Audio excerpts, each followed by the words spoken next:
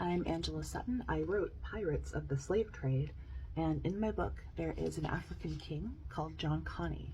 Now, the first time we see John Kani, he is sitting down with some naval officers in his castle, Fort Great Fredericksburg, on the Gold Coast of Ghana, and these naval officers are trying to resolve a conflict that had occurred between their people and his. And to resolve the conflict, John Kani brings out a drink. This drink is served to the naval officers in the skull of a Dutchman. Now, why? Right? Because it was not, of course, it was not normal practice for Africans at this time to be drinking out of the skulls of other people. That is not a thing. But John Kani made it a thing. And the reason for this has to do with a lot of the conflicts that happened in the slave trade.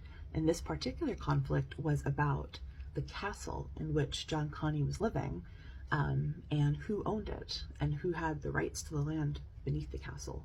So long story short, John Kani was an Ahanta. The Ahanta are a subset of the Akan people who are related to the Ashanti people, who are like the main cultural group that emerged during the 1700s in the Gold Coast of the country of what is now Ghana.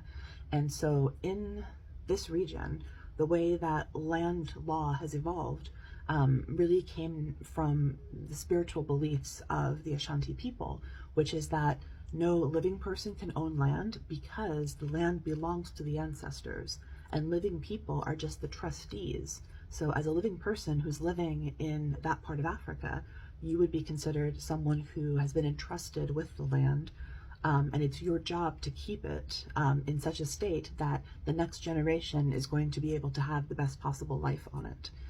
So you don't own the land, your descendants don't own the land, it's your ancestors who own the land.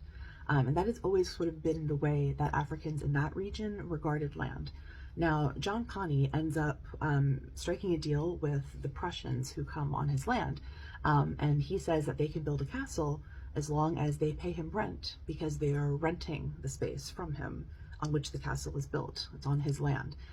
When the Prussians pull out of the slave trade, they sell the castle to the Dutch, and the Dutch believe that the castle and the land belongs to them, whereas John Kani goes, no, you left, the Prussians left, so I'm still here, it's my land, and I'm going to move into the castle.